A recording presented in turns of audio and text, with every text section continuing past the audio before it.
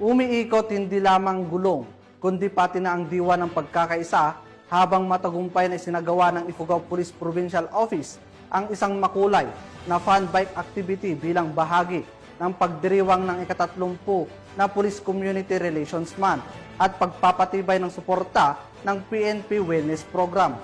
Yan ang balitang hatid ni Patrolwoman Charlene Rose Gumangan.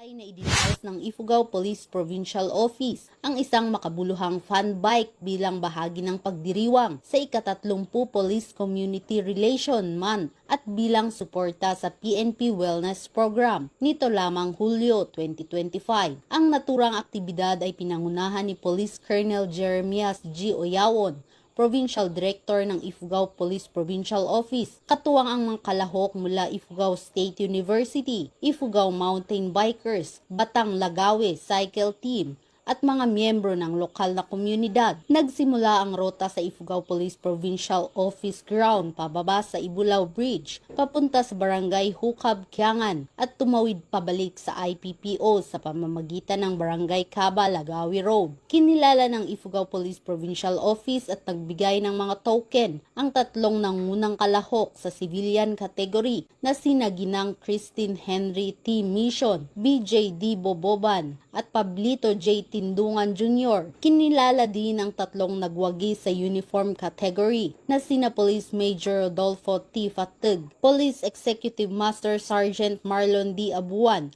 at si Police Major Miles S. Forayang.